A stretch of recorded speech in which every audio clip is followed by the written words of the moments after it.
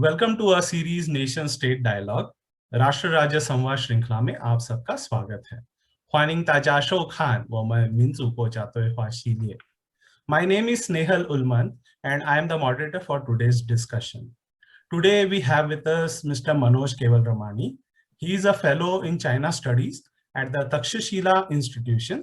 His research focuses on Chinese politics, foreign policy, and approaches to new technologies.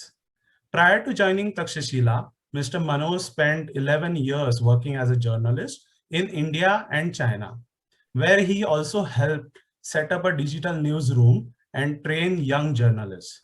His work has been published in many media outlets. Among them are WION, Al-Jazeera, CGTN, The Diplomat, and even NDTV. He also curates a weekly brief, Eye on China, which tracks developments in China from an Indian perspective. So welcome to our series, Mr. Manoj Kewalramani. We are happy to have you with us in this dialogue series. So without taking much of your time, I would request you to give a brief introduction about your book, the main emphasis and the premise of the book. And also, can you please tell us why have you chosen the title as Smokeless War and how it's different or maybe similar to the Chinese official usage of People's War? Hi, Snail. Thank you so much. Thank you so much for having me. Thank you so much to Dr. Kocher also for inviting me for this conversation. It's a real pleasure to be doing this. Like you asked about the title of the book and the premise of the book. So the book is essentially a story of 2020 and what happened in 2020 in China. And I've tried to sort of tell that story by providing broader frameworks also, and I'll get into that. But essentially, the book is about how the Communist Party's leadership how it responded politically, economically, diplomatically, and from a narrative point of view to the outbreak of COVID-19 and then the pandemic that has gripped the world. On my part, like I said, it's a part journalistic, part academic, part analytical effort. I say this because at one level, I've attempted to narrate different aspects of the story of 2020 in China. I've tried to document and verify facts and opinions and attempted to contextualize them, which is where the sort of journalistic component comes in. Of course, in doing this, I'm sort of drawing on the incredible work of numerous journalists around China and around the world and in India who've been covering the events for the last year and a half. And so I'm sort of doing this work from my home, but they've actually been in the field who've been doing this phenomenal work. And I've drawn from their work. The academic bit comes from drawing on lots of scholarly frameworks developed by people working around the world and research done by so many wonderful academics and scholars. I've drawn on people like Ken Lieberthal, Maria Reprikova, Andrew Nathan, Joseph Hugh Smith, Mike Cao, Delia Lin, just to name a few. And there's also a tremendous number of Chinese scholars whose work I've drawn on, which I'll come to. I mean, I believe that these frameworks that have been developed, they add depth and they provide us context to understand events and political life in China. And I've tried to sort of bring them to light also within this popular narrative of what happened last year. Finally, the analytical bit of the book comes in terms of, at a meta level, it comes in terms of the structure of the narrative that I have decided in terms of how I've structured the different chapters, along with the assessments with regard to the policy implications of the pandemic and China's actions. These are in terms of, say, discourse contestation on human rights, contestation over whose system has responded best to the challenges of last year, or China's policies with regards to its neighbors, of course, including India, or the larger trend of segmented globalization, decoupling, supply chain resilience, and the rest of it. All of which today we see resonate in, say, meetings that have taken place with regard to the G7, NATO, and so on, or even the Quad Summit in March. So in order to sort of talk about all this, I've drawn on the work of also lots of Chinese scholars, say Jie Tale, Yan Xuetong, Yuan Peng. I've sort of looked at all of these people and say how they were contextualizing the world and China's position in the world. So that's a little bit about how the book is structured and what I've tried to do. In terms of, you asked a question about the use the term smokeless war. So this was something in terms of how the Chinese state used contextualized their effort at containment of the pandemic. So very early on, we started to see them talking about this requiring a wartime effort, and this therefore being contextualized the war without smoke, because you need the same kind of effort, but it's not necessarily guns that are being used and therefore no smoke. I think Wang Yi used the term smokeless war, and that's where I sort of picked it up from. But that was the contextualization of it in terms of the containment effort that's being carried out in China. That's a wartime effort. Of course, the phrase People's War, and Xi Jinping used this phrase in early February to describe the effort to contain the spread of COVID-19 in Wuhan, Hubei, and other places in China. And I think that there is obviously a reference there, right? I mean, the idea of the Maoist conception of People's War is about mobilizing masses, getting the enemy inside, a war of attrition, and so on and so forth. And in that sense, if you see that there is lots of similarities in terms of how the party state has adapted to what happened in 2020. You've seen tremendous effort to mobilize masses, tremendous effort to whipping the elites into shape. There's a protracted nature of this effort against the virus and to keep it contained. The fact that we are seeing this going on even today, China is significantly closed to the outside world even today. So there was this sense of a people's war where you need to mobilize people, where you need to it's a protracted effort, and you need to also maintain public support. And in that context, discourse narrative was critical, and that's some of the stuff that I've focused on in the book. Well, that's very interesting, especially the fact that there is some kind of, we can say, persuasion or, as you said, the discourse, creating a new discourse or a narrative by the political leaders to remain, you can say, legitimate or better power bearers in China. Having said that, in your book, you have talked about this discourse power, Huaiyuquan. So, quoting from President Xi Jinping's statement in 2013, you mentioned that China needs to tell the Chinese story well, disseminate the China's voice well, and even strengthen China's discourse power internationally. This, you state, was reiterated again in 2018, and Xi Jinping called for making the voice of China heard. So, in your opinion, how much does this narrative, how much has this narrative helped China to build a good positive image of itself prior to the pandemic? And what do you think were the challenges for China in dilating the narrative of China threat theory that that still exists, and even the debt trap diplomacy in the region? Right. I think, since we're talking a little bit about prior to the pandemic, it's useful to look at what kind of effort has gone in to building this capacity to engage in discourse contestation, and also how discourse power is different from the conventional understanding of sort of soft power or media contestation. To me, there's been concerted effort over the years to build this capacity. And let me just first sort of unpack this concept of discourse power. To me, as I explain it in the book, it's more than just about putting your narrative out there. It's about cultivating sources of power to shape the media environment, public perception, perception and attitudes of political leaders around the world, governance norms, and essentially in an effort to sort of gain greater legitimacy abroad, but also predominantly at home. Because at the end of the day, the Communist Party's primary sort of objective is to sustain and retain power at home. And foreign policy plays a critical role in that domestic objective. And that's sort of true for any type of regime around the world. At the end of the day, your objective is to make sure that domestic politics sort of trumps in every which way. So retaining power is a critical component. And for the Communist Party, that's sort of existential. So that's going to be its primary goal. And its discourse power quest, therefore, in that context. So fundamentally, discourse power is not just about engaging more vigorously in a narrative contestation. It's about actually shaping the external environment and garnering legitimacy for yourself. And that's sort of the first thing that I'd want to say. How they've gone about doing this over the years, we've seen this through media investments in different parts of the world. We've seen this through media partnerships. The BRI Media Forum is one critical component of this. We've seen this in terms of gaining greater space for China in multilateral institutions. In the book, I talk about how there are 4 key UN agencies where we've seen Chinese nationals being heads of those agencies.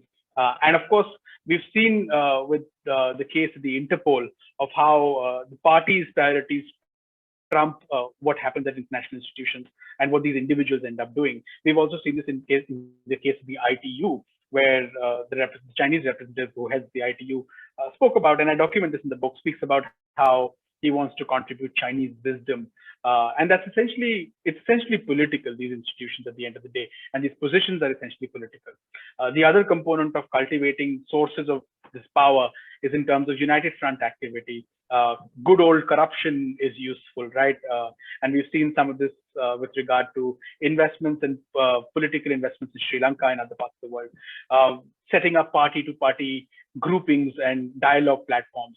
Again, we've seen this in Sri Lanka in the last couple of weeks. We've seen this in Nepal and Sri Lanka, where we've seen parties actually come out and say, congratulate the CCP on its 100th anniversary, and sort of sign statements. In Pakistan also, we've seen this right now. So I think these are sort of different ways in which the Communist Party of China has sort of cultivated this discourse power as a means to gain legitimacy. In the first chapter of the book, I actually document how Chinese leaders who were initially interested in sort of maintaining the hegemony over and the legitimacy of their narrative at home gradually began to look at, being more proactive in countering, this idea of the China threat theory abroad. And they saw it sort of as, to me, this was just good old fashioned going on offense and that becoming the best sort of defense. Because if you start to shape an external environment which is much more favorable, your defense becomes far more sustainable at home. And to me, that was the effort that was going on. And in this effort, all sorts of sources of power and all sorts of tools are useful. So whether it's your military force, your economic power, your historical experience, your cultural traditions, even your sort of political model and its efficiency, all of those are sort of useful. And I think the Communist Party has shown that it wants to, and it's willing to use each of these tools to shape a certain narrative around itself. In terms of how successful they have been, I think it's a little tricky to answer. It depends on, I guess, who you're looking at and who your target audience is. So if you're looking at, say, African countries, countries in West Asia, countries in Latin America, Central Asia, and even Eastern Europe, and even our immediate neighborhood, I guess the Chinese have been very, very successful. They still have a long, long way to go because they have to frame a cogent, attractive proposition to expand China's power. And that's still work in progress in my view, and to sort of gain legitimacy for Chinese presence in this part of the world. But I think that there is tremendous success that's been achieved. And through the pandemic, we see this, right? We see when they engage in this pandemic diplomacy, mass diplomacy, whatever one calls it, with African states, and they have the Solidarity Summit with African states. They not only commit all this support, but that statement, which is an extraordinary meeting that's happening between China and the African states regarding the pandemic, also includes comments about African states supporting China on issues like Hong Kong, Xinjiang, and the rest of it, which has nothing to do with the pandemic, right? But that's how you're shaping the environment by you're sort of putting yourself in positions where states are respecting your political bottom line because of your ability to, support them economically, support them in terms of their hour of need. And that's what essentially all of this is about. But if you look at, say, the West, Western Europe, if you look at the United States, then of course, this argument of China being a threat and being a preeminent threat has gained much more traction. And in fact, China's policies, Xi Jinping's policies, have facilitated and fueled that narrative in the rest of the world. Whether it's with regard to India, whether it's with regard to even, say, states like Germany, where the conversation about a year and a half ago was very different to what it is today, whether it is, and it's evident in terms of what we've seen in the recent G7 statement, in the NATO statement, which identify China as a threat. along with sort of other things in terms of how they need to deal with China. But the fact that they sort of identify China as a threat and a challenge tells us that, for those set of countries, the challenge that they will present to Beijing has increased. And that's a failure of, to me, Xi Jinping's policies. Whereas in terms of the rest of the other sort of countries that I've talked about in different parts of the world, whether it's Africa, Latin America, West Asia, or even South Asia, I think that the story is far more nuanced. I don't think that the idea of China being a threat is as straightforward as some would want us to believe. Yeah, well, definitely this discourse power that you're talking about is in a great way responsible for creating this better image of China from what already exists. So countering any kind of negative narratives. It might use some tools like rhetoric, or in Chinese we call xiuzi, to achieve these domestic goals, like uniting the Chinese nation under the CPC leadership. But also to achieve international goals and building a reputable international image. However, in your book, you quoted this 2020 assessment of Center for Strategic International Studies and stated that Beijing was having more political power and influence than the United States in the Southeast Asia as of today. So considering that China is expanding its economic outreach, also military outreach, what impact will it have on the region and on India in specific? You also talked about this pandemic, that the narrative in the West is changing, that there's a global ire against China, especially the West, in the wake of COVID-19 pandemic. So looking at this thing, can you talk about what kind of influence will China be able to build up? Will it continue? Will it sustain, or will it decline? So from my point of view, China's economic clout is at the heart of its power.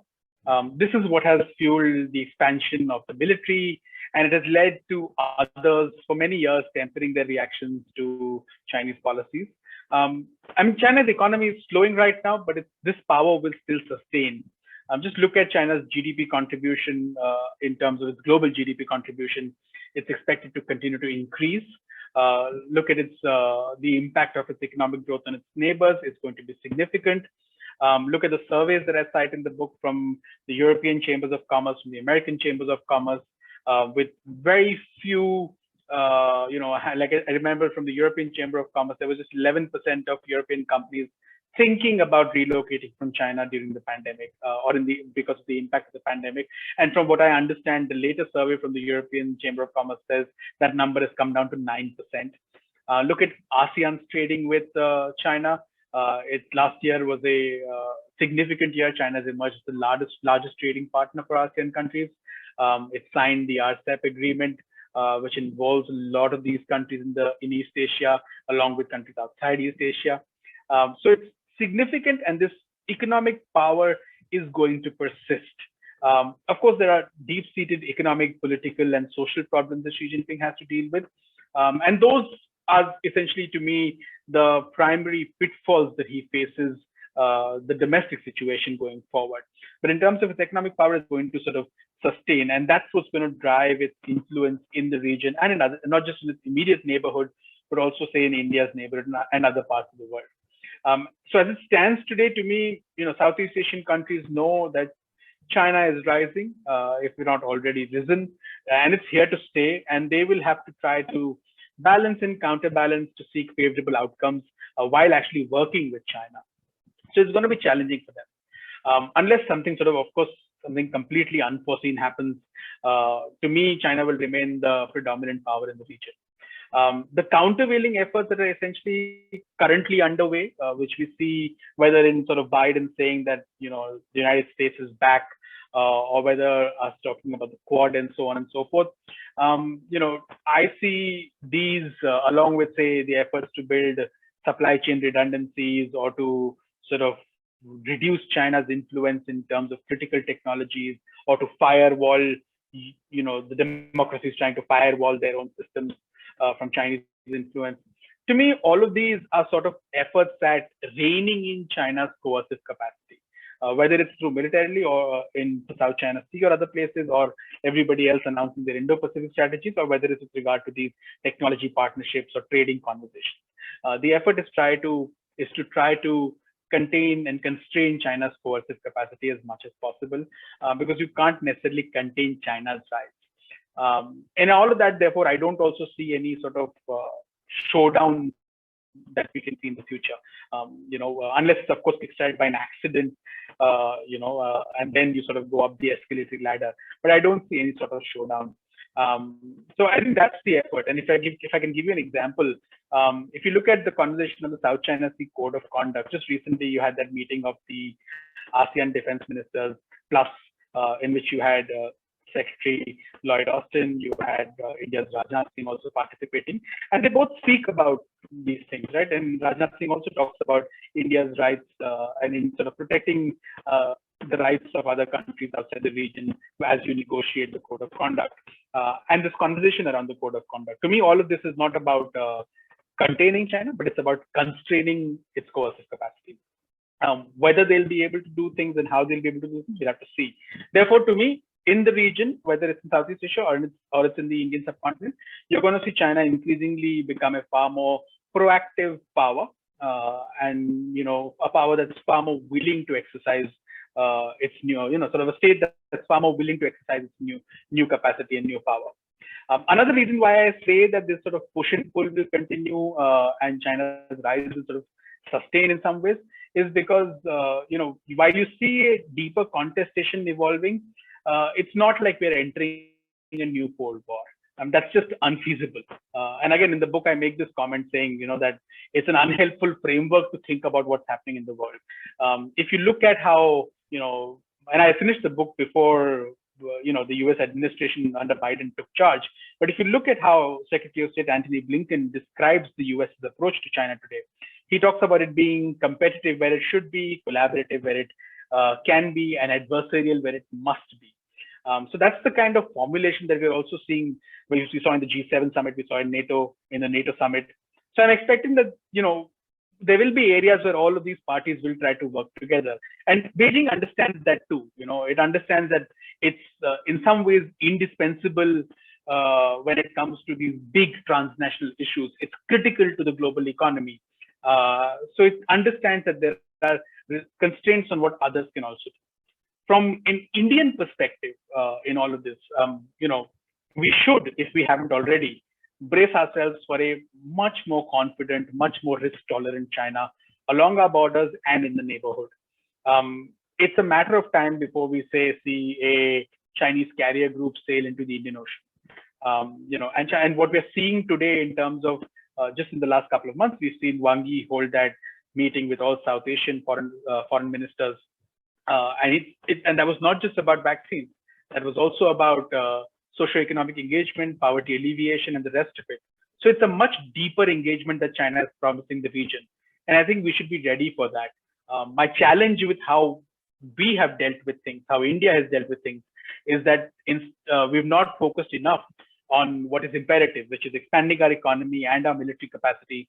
And rather, our political discourse has been about fighting battles that are 500, 1,000, God knows how many years old. And we're not fighting the battles of the future. And I hope that we actually do that, because we are facing a much more confident, powerful China that has shown political willingness to exercise power. Yeah, we can say that China is hard power, even economic power, and even in the process of diplomatic engagement, it is showing much boldness in the region, and definitely that would impact the Indian relationship with China. So with that, can you please tell us how the relationship between both the countries, as you had mentioned that there is some, the two sides now have a deeper dynamic, strategic competition for the foreseeable future. So how can, what would be the future? What would be different from what it was before the Ladakh crisis and now what the situation would be? Yeah, so I wouldn't want to venture into predicting what sort of crisis can we end up in down the road. Although I do think that this is really an interesting activity that, it's important for strategic affairs experts and analysts in India to engage in some of these scenario planning games and try to game them out till the end to see where we can go. And it'd be really useful, I think, to be done not just from an academic point of view, but also from a policy point of view, to try and game some of these scenarios out. To me, this is how I see the India-China dynamic, right? There are structural fault lines between the two sides, and these will continue to deepen, and the relationship will remain much more competitive. Firstly, this is because there is this deep sense of political mistrust on both sides, and that's about historical issues and also about in terms of how each side sees its aspirations and sees the aspirations of the other. And this mistrust is, to me, deeper than lesser, despite all the efforts of these informal summits. This mistrust has gotten deeper. The fact that the boundary dispute remains unresolved and we're nowhere close to even addressing some of the issues around the boundary is going to aggravate the situation. What's even more damaging is that after the Galwan Valley clashes last year, we've seen this percolate far deeper into society. If you look at surveys of Indian society, and unfortunately there aren't enough, we don't do enough of these surveys. But if you look at few surveys, what you'll find is that at its height a few years ago, China enjoyed about a 33% favorability in the Indian public. That's tumbled down for the last few years, and before the crisis of 2020, it was at about 23%. I'm sure it's going to be much lower right now. And we can see sort of social reactions, not just in India, but also in China. I mean, for the first time in a long time, we saw the party state acknowledge casualties after the Galwan Valley clashes in February this year. And over the last few months, we've seen there being media reportage and public eulogizing of the martyrs of the Galwan Valley clashes. And that again sort of sends this message down society about the threat from India, which for the longest time we did not see. If you visited China, what you would have seen is that you'd have seen very little, if any, public debate about, say the 1962 war.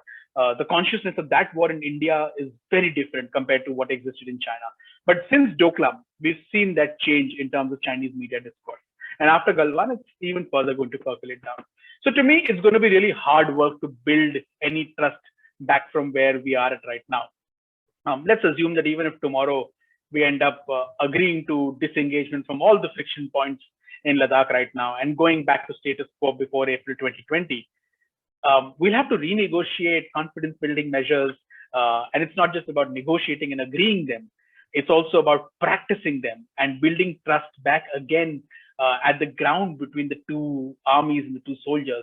And, in the practice of those sort of, in the sort of re-engagement that will take place after, if we sort of disengage and de-escalate, it's going to be difficult. And how do we handle the hiccups that will come at that point of time? So those sort of things are going to take a long period of time. So even if we are going to rebuild that trust, it's a long, long process ahead of us. Also, I'm not necessarily convinced that there is sufficient incentive for Beijing to go back to the way things were. There's a significant power asymmetry between India and China today. And while both sides have experienced simultaneous rise, this rise has been asymmetric. China has grown much faster, much stronger than where India is at right now. And that's not just from an economic point of view, but also from just, in terms of its investments in health, education. So in terms of sort of livelihood issues, of course, militarily, there's been far greater reform, not just in equipment, but also doctrinally, and in terms of, say, things like theaterization. It's moved towards a different paradigm, and we need to do much more of the catching up. And while that asymmetry persists, we can expect this relationship to remain volatile. At the same time, we're seeing a Chinese leadership which is far more confident about itself, far more confident about its place in the world, far more confident about the resilience and even superiority of the Chinese system, and therefore much more risk tolerant in its exercise of power. And to me, the sense is that we have all this power. We've accumulated all of this. We've created all of this. What use is it if we can't exercise it to achieve our political objectives? So to me, that's what's playing out, and that's why we will see much more volatility. Beijing's objective with regard to India is essentially to cement its advantages along the boundary and use its military, economic power to not just create greater security for China, but also to constrain and shape India's policy choices. This could be in the context of, say, what we do with our infrastructure on the border. This could be in the context of how we align with the US or other states in the region who maybe want to be active in the region. This could be in the context of whether we rise and whether we occupy positions of power in multilateral institutions. Or this could be in the context of where we spend our money, because what's happened in Ladakh has forced us to spend far more resources on land defense and continental defense than we could on naval modernization. Of course, we ourselves are not doing a great job when it comes to spending on naval modernization. And this constrains us even further. So to me, Beijing's sort of approach has been to shape our policy decisions to favor its, to sort of serve its objectives in terms of the competition that it has with us in the region. And I think that's really, really important. How successful will some of this be? And, is another question in mind. To me, lots of people in India will talk about how, well, China's attempt in Ladakh has strategically failed because it pushed India closer to the United States, and we banned some apps, and we gave a response economically. And I think Beijing is waiting and watching, and it's sort of testing us out in terms of where our limitations also are in terms of counterbalancing, in terms of decoupling economically, in terms of trying to impose economic costs. Because we need to realize that, from a Chinese point of view, when they look at India participating in the Quad Summit, yes, it's a matter of concern that India is moving closer to the United States and trying to counterbalance. But it's also a sense of, let's see how far can you go, because Russia is a critical factor in all of this. And the Russians are, of course, not happy with this Indo-Pacific construct, and there are, of course, shared interests between India and China. Some of these with regard to terrorism, some of these with regard to how developing countries operate at multilateral institutions, some of these with regard to, of course, climate change, which are key global issues, some of these with regard to Afghanistan now with the pullout, with the American pullout coming soon. So I think from Beijing's point of view, its approach is, let's see how much can we constrain them, and let's also see how far can they go in terms of counterbalancing, because there are limits to what they can do. It's not about conflict, because conflict will not serve either party. And I think that's the kind of game that we're seeing play out. And therefore, I see, like I've said before, much more volatility to test the limits of India's resilience and its maneuverability. And if we want this volatility to ease, we need to invest in capacity building and do this with single-minded focus. Yeah, definitely. Like if we want to have a good, peaceful border or maybe peaceful relations with China, we might have to, put our minds to solving the border problem primarily, not just ignoring it. That is one thing. And even China is proactive and it's much more powerful at the present time. But, talking about this power, talking about the domestic situation in China, how do you assess the present and the future role of President Xi Jinping domestically, also in terms of his foreign policy approaches? Also, what is the future that you foresee for President Xi Jinping in China? Will he continue for yet another term, or will he be replaced? And if replaced, what do you think, who do you think would be the possible candidates who would take charge? Right, so that's the $1 million question, and I'm probably underselling it by calling it a $1 million question, because if one could predict where political change at the elite level in China is going to take place, or if one had a great handle on that, then one would be tremendously sought after and probably win many sweepstakes. But let me try and answer that first, right? Let me try and answer the issue of political change leading up to the 20th Party Congress. So I don't want to hazard a guess into whether Xi Jinping will hold on. I mean, maybe I'm going to sort of look at whether he will hold on. But in terms of who is likely to succeed, so obviously under Xi Jinping's tenure, what we've seen is that the traditional norms of retirement age, so on and so forth, have not necessarily been adhered to. And I mean, among the many examples of this, the most prominent one to me is the role of Wang Qishan. I mean, recently Xi Jinping took the entire Politburo to the CPC museum, new CPC museum in Beijing, and you had that picture of him standing in front of everybody, repeating the party's oath. And if you see in that, Xi Jinping is ahead and the rest of the Politburo Standing Committee is behind him. But Wang Qishan is in the same line as the Politburo Standing Committee. And Wang Qishan is not on the Politburo Standing Committee. He is the vice president and a confidant, but he's not in the Standing Committee. And he's obviously, he was above the retirement age and all, and that's when he stepped down last time around. So I don't necessarily see him respecting those norms. So therefore, I see much more different stuff taking place in 2022 October than what we've seen in the past. There are some people whose fates I'm curiously observing, right? These are people like Chen Shi, Ding Xuexiang, who is a very close confidant of Xi Jinping, Li Qiang, Li Xi, Chen Maina, Hu Chunhua, Chen Yixin.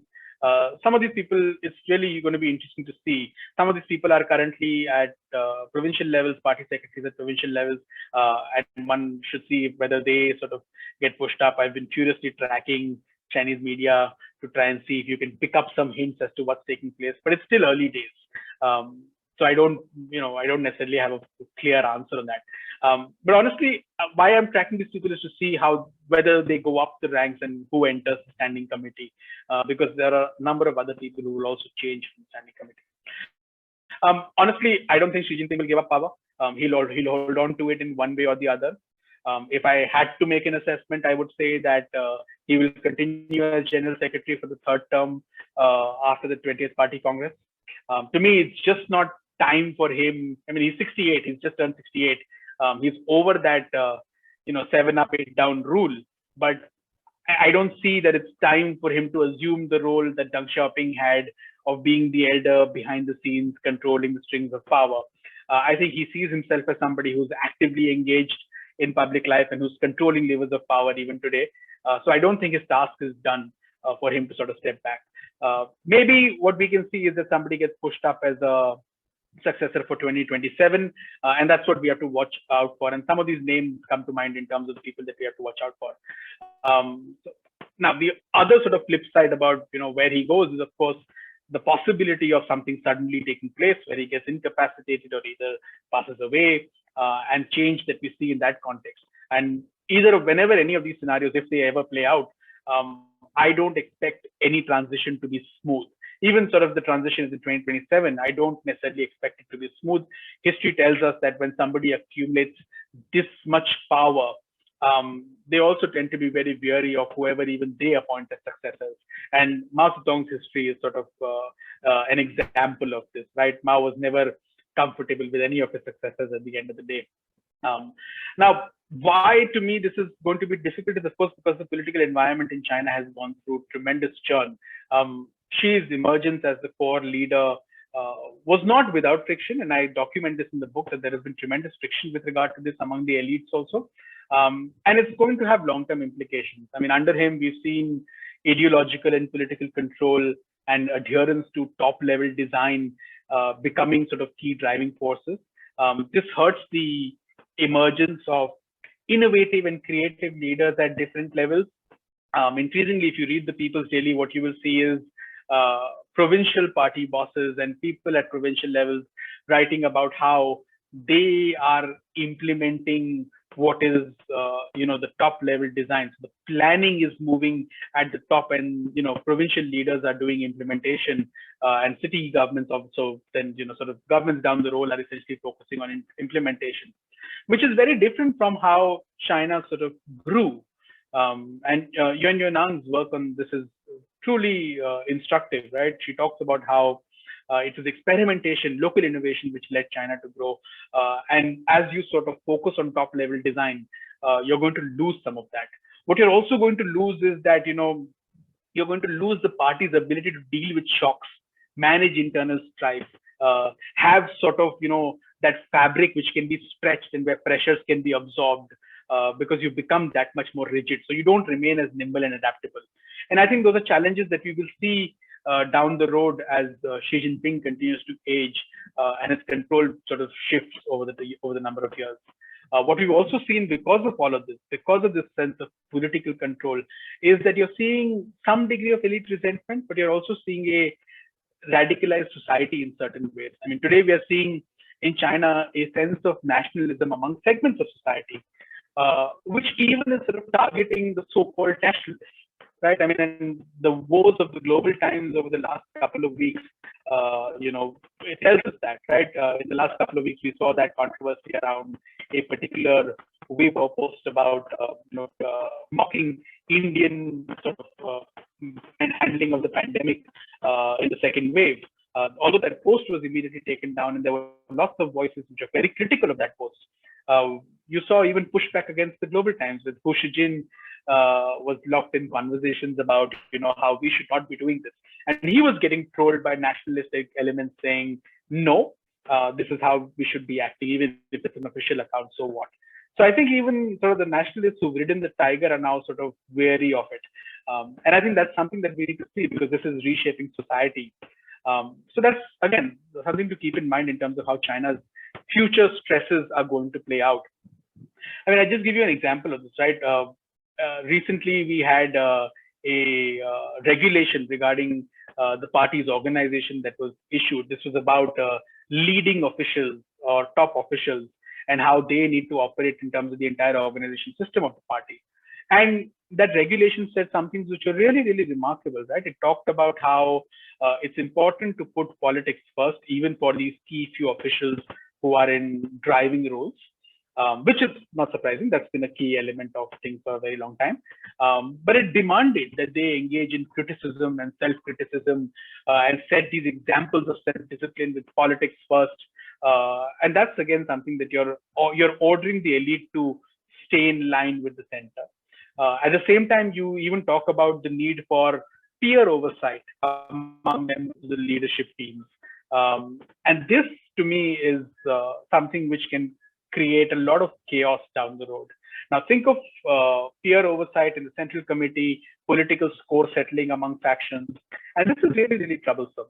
So you're looking at, I'm not saying we're looking at full-blown cultural revolution, but I'm saying that we're looking at sort of signs of something like that, where you see, or at least stresses of that kind, where, the elites are being played off against each other, which is, which may be great for the leader to consolidate greater power, but it creates the kind of frictions and fissures that when the wall opens, there's tremendous steam which can end up damaging, people. So I think that's where the challenge for Xi Jinping lies. In terms of his personal status and all that, I think he's as secure as he's ever been. So I think we need to therefore keep in mind all of this also as we go forward domestically, politically. His efforts at controlling and shaping society are likely to create and are creating new challenges down the road, 5, 7, 10 years down the road. Although how those are managed, we'll have to see down the road. Yeah, definitely. The world is closely watching China's leadership changes, and if there would be any. And what would be more interesting is to see whether Xi Jinping's flagship visions, which are scheduled to be realized in 2050, around 2050, would be achieved by either Xi Jinping himself or the next generation of leaders. Will there be a new vision supplementing Xi Jinping's vision, or canceling it altogether is also question. But that's a debate for another episode of Nation State Dialogue. Thank you very much for having such a wonderful dialogue with us. I believe that this dialogue has definitely provided impetus to our thoughts, our ideas, but not just our ideas, but also of our viewers. Thank you for participating in our series. Thank you all the viewers for watching our episode. We will meet in our next episode. Until then, keep watching, keep learning.